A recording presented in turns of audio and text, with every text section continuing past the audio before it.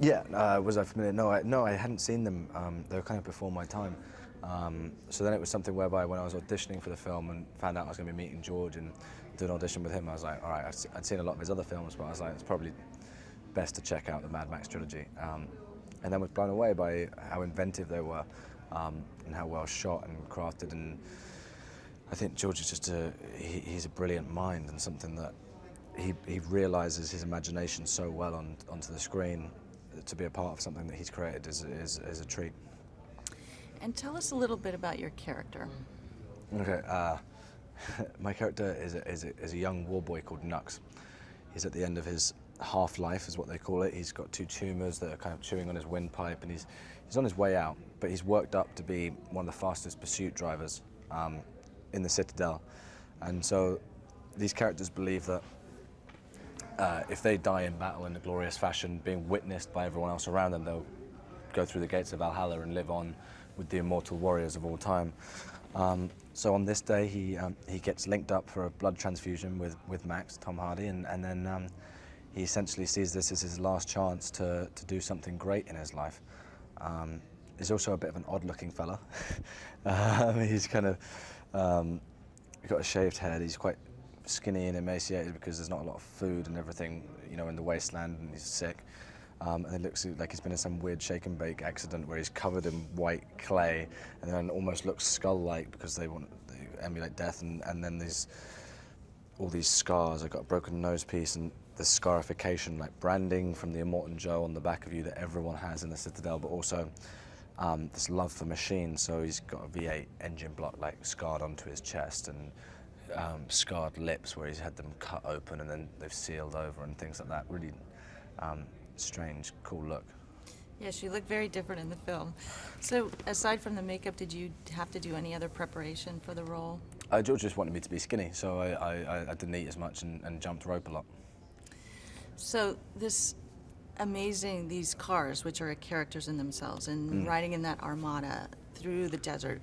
Yeah. Can you talk about that a little? How was I think riding in the Armada was one of the most incredible things I've ever experienced in my life. It's one of those things you can't quite experience it. I had a friend come out and visit set one day, and they weren't, you know, wasn't necessarily, they're not a big car junkie or any of those things. They were just out visiting, and they sat there and they didn't. I don't think they fully understood why I was so excited about this film and everything it was. And then they saw me jump into my vehicle, all the engines fire up, all these V8, V12s, bikes, just incredible vehicles, each very individual, has its own personality and purpose in the film. And they saw them take off into the desert, and we just all keep driving for like 15, 20 minutes, maybe doing a take. And when we got back, my friend was waiting for me, and they were like, that was incredible. They were like, I've never seen anything like it. They were just so enthusiastic suddenly. They were like, it's just the strangest thing. And to be in the middle of it, I had like buttons to make flames come out of my exhaust and things like that. I was like, this is a lot of fun.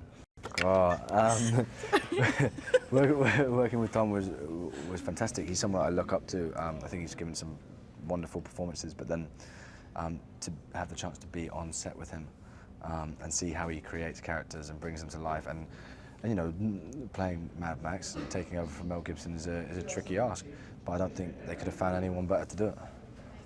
Yeah. And talk about working with Charlize.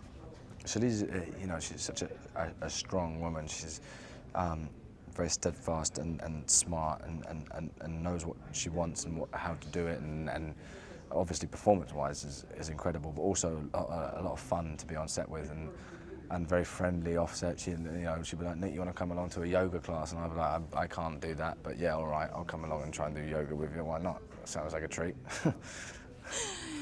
And this was a long shoot in the middle of the desert. Was it difficult at any times getting through that? Yeah, there was certainly, it was a long time to be away from home, and you miss people and all those sorts of things. It was 7 months, I think, so. But it's quite a remote place as well. It doesn't feel, you feel very isolated where we were. So there's that, but at the same time, you suddenly get this whole new family and you get really close with everyone, and you're creating something which I think every day I saw something incredible on set where I'd be like, wow, that's special, or that's going to be cool. And getting the chance to work with George Miller was just, you know, a dream come true. So all good things mainly.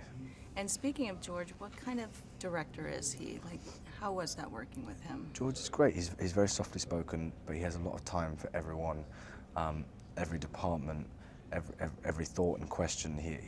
He's got a story for everything, and will listen as well. So if you've got a concern, he'll be like, okay, well, let's think about that, and then this and this, and you know, before each take, he'd come up to you and give you the rundown of where your character's at, and also before we even started the film, would go through the whole backstory of your character. He knows everything about everyone, so it's great to have had the chance to work with someone as generous as that. That's great. And lastly, what do you hope that audiences take away from this, both fans and newcomers to Mad Max?